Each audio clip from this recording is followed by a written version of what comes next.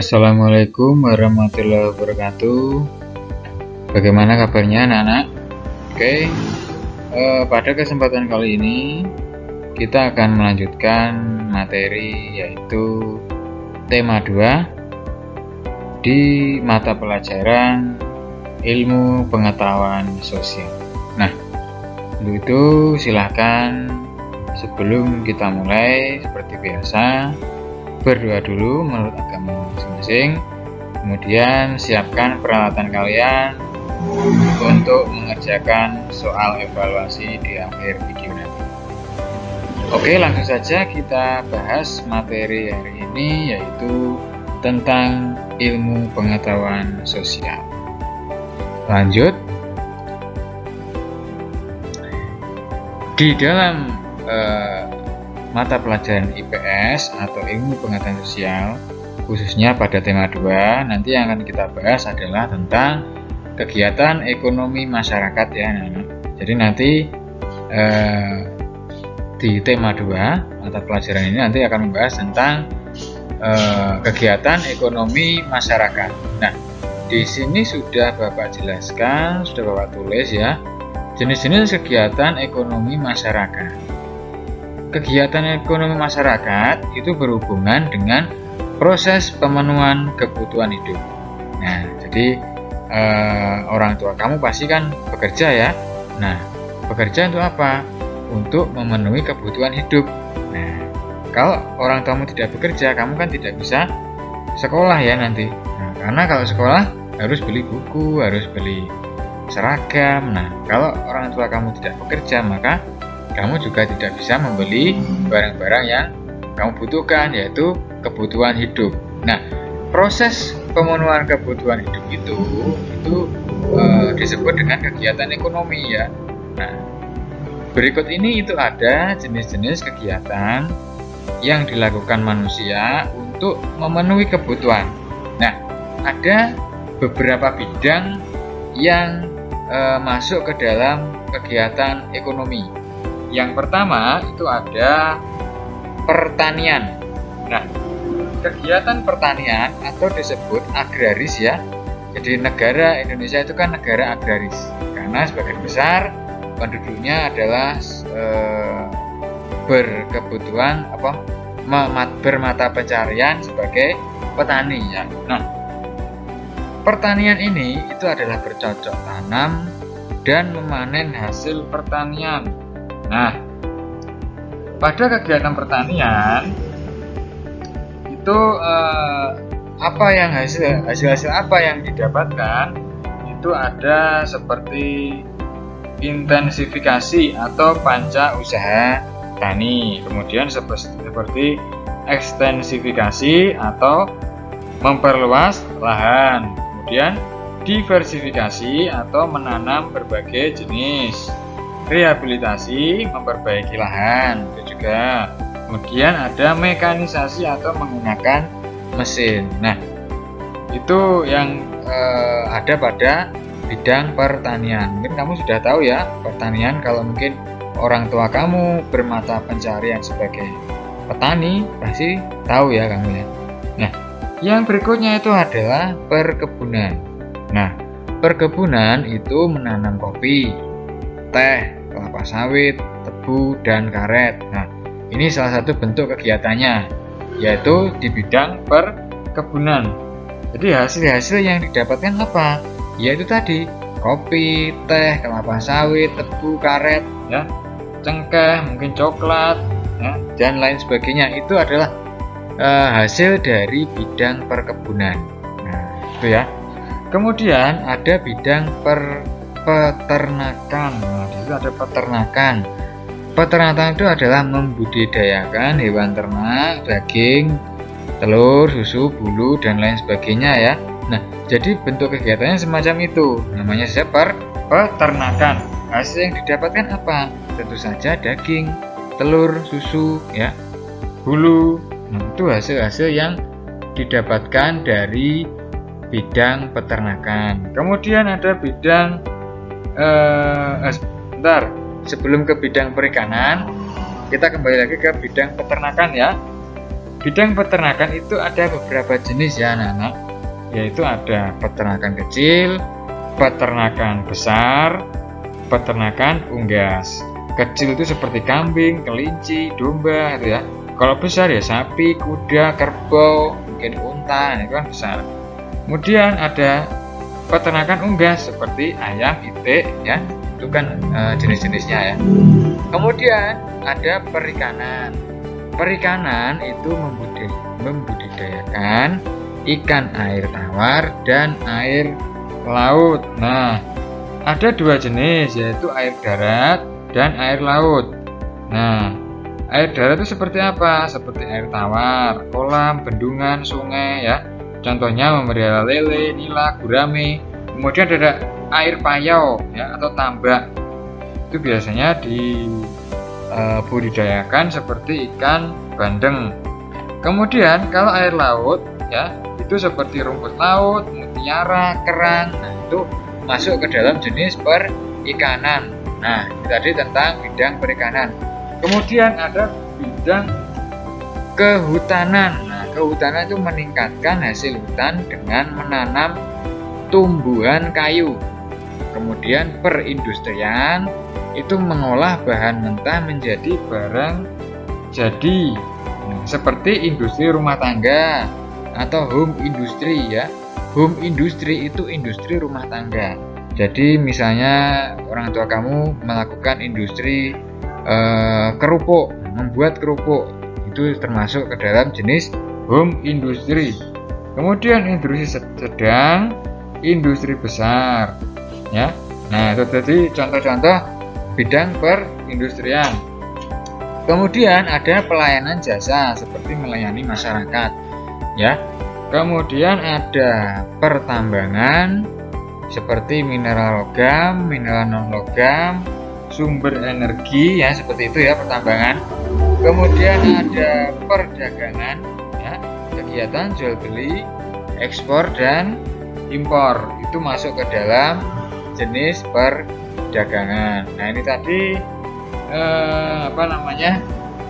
jenis-jenis kegiatan masyarakat ya, kegiatan ekonomi masyarakat.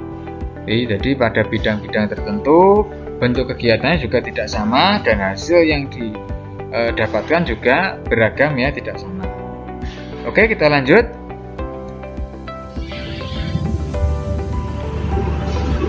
Nah, ini ada lagi ya, lanjutannya tadi, yaitu jenis kegiatan ekonomi masyarakat itu dibedakan menjadi 3, yaitu ada produksi, ada distribusi, dan ada konsumsi ya. Nah, apa maksudnya? Produksi itu, ini Bapak jelaskan ya. Kegiatan mengubah bahan baku menjadi siap pakai. Kegiatan menambah nilai barang. Kegiatan menghasilkan barang. Ini produksi. Nah, orang yang melakukan produksi itu disebut produsen. Nah, pernah mendengar ya kata produsen? Nah, produsen itu apa? Yaitu orang yang melakukan produksi. Contohnya tanah liat menjadi gerabah, kedelai menjadi tempe, tahu, kecap, susu ya. Kayu menjadi mebel, kulit menjadi jaket atau sepatu, karet menjadi ban. Jadi bahan baku menjadi bahan siap pakai, menambah nilai barang ya, menambah nilai barang dan menghasilkan barang. Jadi barang baku menjadi barang siap pakai. Nah, disebut produksi. Jadi orang yang memproduksi bahan baku menjadi siap pakai. Nah, orang itu disebut produsen. Kemudian yang kedua ada distribusi. Distribusi itu kegiatan menyalurkan barang dari produsen ke konsumen. Orang yang melakukan distribusi disebut distributor. Nah, kalau kalian mendengar kata distributor itu pengertiannya seperti ini ya. Jadi orang yang melakukan distribusi, jadi menyalurkan barang.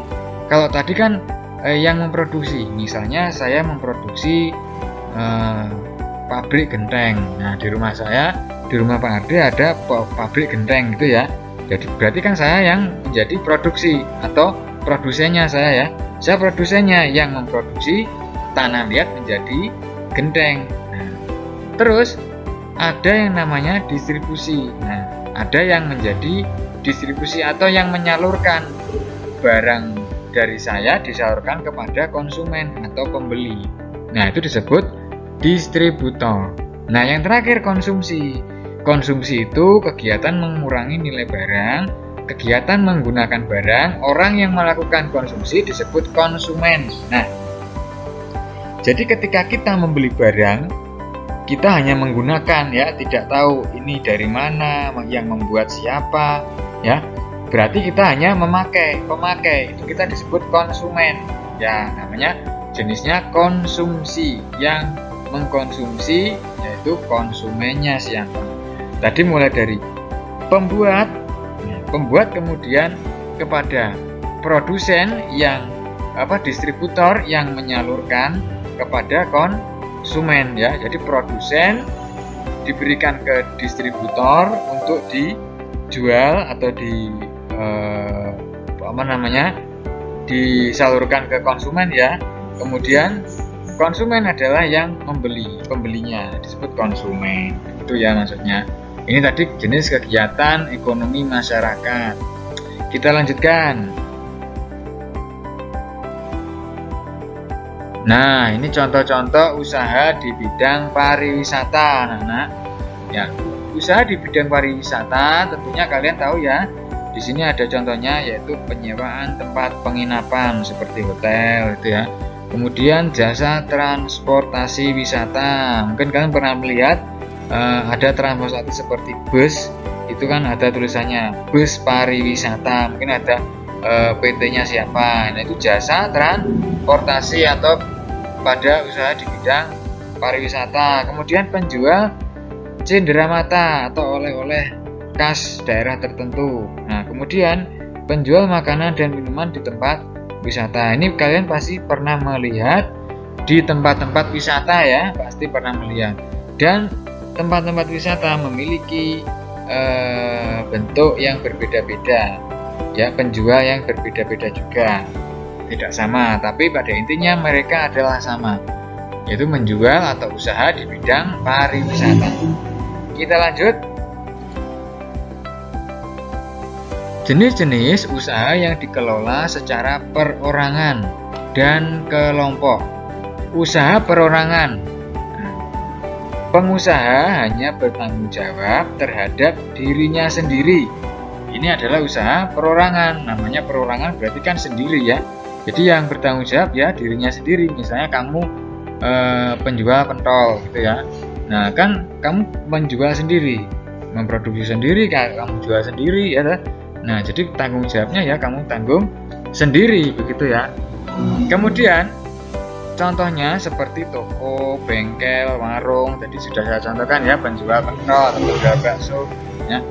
Itu disebut usaha perorangan. Jadi diproduksi sendiri, dijual sendiri ya.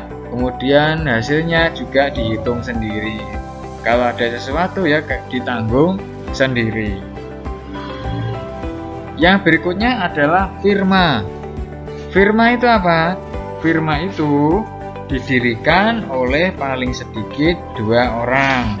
Itu disebut dengan firma, yaitu usaha bersama minimal 2 orang. Nah, risiko kerugian juga ditanggung bersama. Yang mendirikan 2 orang berarti risikonya juga ditanggung berdua. Misalnya bekerja sama, mau mendirikan apa, jualan apa ya. Nah, itu namanya firma. Kemudian yang berikutnya adalah persekutuan komanditer atau CV. Nah, mungkin kalian pernah mendengar CV ya di toko-toko atau mungkin di tempat orang jualan di sekitar pasar. Mungkin kamu pernah membaca CV maju mundur atau mungkin CV apa gitu ya.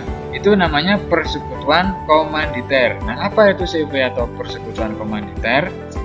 Yaitu memiliki anggota aktif ya, berperan menjalankan roda usaha, dan anggota pasif yang bertanggung jawab dalam pemberian modal usaha, namanya CV.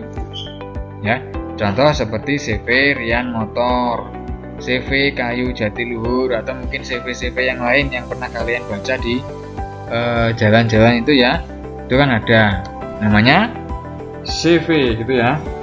Nah, kemudian yang berikutnya perseroan terbatas atau PT. Nah, pernah ya mendengar kata PT? PT Laksana Jaya misalnya seperti itu. Nah, modalnya dihimpun dari beberapa orang dengan menjual saham. Nah, pemilik saham memiliki kewenangan terhadap perusahaan dan berhak mendapatkan laba perusahaan. Contohnya PT Pembangunan Jaya. Nah, ini namanya perseroan terbatas atau PT. Kemudian yang berikutnya ada BUMN atau Badan Usaha Milik Negara. BUMN bertanggung jawab atas kesejahteraan masyarakat Indonesia. Modal usahanya ditanggung oleh negara, namanya saja BUMN ya. Kemudian contohnya seperti apa? Perum Peruri atau PT KAI, Kereta Api Indonesia. Nah, jadi PT Kereta Api itu dibentuk dari Badan Usaha Milik Negara atau BUMN ya. Yang berikutnya ada koperasi. Nah, pernah tahu ya koperasi?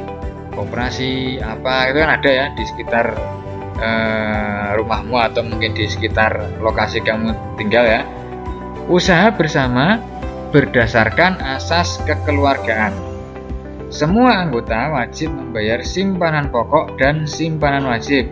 Contoh seperti koperasi unit desa atau KUD. Nah, nanti tentang koperasi nanti kamu bisa mencari yang lebih luas ya. Ini saya jelaskan satu-satu saja secara singkat. Kita lanjutkan.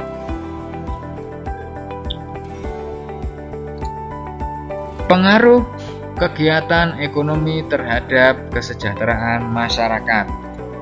Nah, kegiatan ekonomi di masyarakat meliputi kegiatan produksi, distribusi, dan konsumsi. Nah, seperti yang sudah Bapak jelaskan tadi di awal. Ketiganya dilakukan untuk mencapai taraf hidup masyarakat yang sejahtera. Nah, kesejahteraan masyarakat merupakan suatu kondisi terpenuhinya kebutuhan masyarakat, sehingga dapat hidup layak dan mampu mengembangkan diri, sehingga mampu melaksanakan fungsi sosialnya. Adanya ketidakmerataan pendapatan serta kecepatan pertumbuhan ekonomi yang berbeda sangat mempengaruhi perbedaan tingkat kesejahteraan antara masyarakat di kota dan di desa. Nah, ini tadi pengaruh kegiatan ekonomi terhadap kesejahteraan masyarakat. Nah, jadi kegiatan ekonomi itu juga berdampak pada kesejahteraan masyarakat juga ya. Nah, bayangkan kalau tidak ada produksi gimana? Tidak ada produksi tahu, tidak ada produksi beras. Kita mau makan apa? Gitu ya. Nah, itu kan terganggu, kesejahteraan masyarakatnya juga akan terganggu. Jadi sudah pasti ada pengaruhnya. Kita lanjut. Menghargai kegiatan ekonomi orang lain. Nah, sebagai makhluk sosial, kita membutuhkan orang lain untuk memenuhi kebutuhan yang tidak bisa kita hasilkan. Keterlibatan orang lain dalam kegiatan ekonomi dapat kita temukan pada tahap produksi, distribusi, dan konsumsi. Nah, menghargai peranan setiap individu penting dilakukan oleh setiap anggota masyarakat. Nelayan berperan pada kegiatan ekonomi dalam hal produksi. Nah, ini kita harus bisa menghargai ya, kita kan sebagai makhluk sosial, tidak bisa kita hidup sendiri. Nah, contoh, kalau tidak ada petani, bagaimana kamu mau makan nasi? Kamu mau bercocok tanam sendiri? Nah, kan tidak mungkin ya. Ya, kalau tidak ada distribusi bagaimana? Bagaimana petani menjual kalau tidak ada distribusi atau pendistribusian? Nah, kalau tidak ada konsumsi, bagaimana hasilnya bisa terjual? Nah, begitu ya. Jadi semua kegiatan ini saling berhubungan.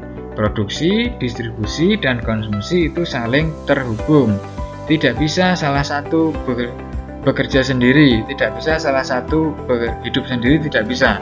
karena sebagai makhluk sosial harus sama-sama memenuhi kebutuhannya ya. Jadi kita bersama-sama saling terhubung atau saling membantu gitu ya istilahnya. Kita lanjut. Ini terakhir ya. Cara menghargai usaha orang lain. Caranya bagaimana agar kita bisa menghargai usaha orang lain? Tidak merendahkan usaha orang lain, tidak mengganggu usaha orang lain, tidak merasa iri terhadap keberhasilan usaha yang dicapai orang lain.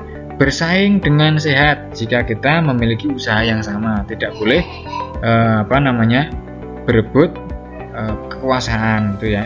Ikut membantu usaha orang lain ketika kita telah sukses. Kita sudah sukses, sudah jadi bos. Nah, terus teman kita masih posisi di bawah sendiri, kita bantu ya. Jadi jangan mempunyai perasaan yang sombong gitu ya.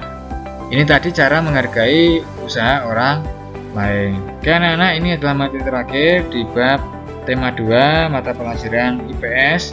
Seperti biasa, di akhir kita kerjakan soal evaluasi. Nah, soal evaluasi kali ini cukup banyak ya. Nah, Bapak harap jangan melihat banyaknya soal ya. Jangan melihat banyaknya soal, tapi lihatlah pada inti dari materi. Nah, inti pada materi itu apa? Materi ini tuh ada pada soal ini. Kalau kalian mampu menjawab soal ini, kalian pasti bisa nanti untuk mengerti materi-materi pada tema 2 mata pelajaran ilmu pengetahuan sosial. Maka silakan ditulis jawabannya di buku tulis seperti biasa ya. Urutkan mulai dari nomor 1 sampai nomor 28. Jika kalian tidak tahu, silakan kalian bertanya di WAG. Atau kalian punya jawaban sendiri, mencari di internet, browsing juga boleh. Ya, jadi tidak ada salahnya untuk mencari informasi di manapun tempatnya, asal informasi itu benar ya. Oke, hari ini cukup sekian materinya. Kita lanjut pada materi berikutnya. Terima kasih. Wassalamualaikum warahmatullahi wabarakatuh.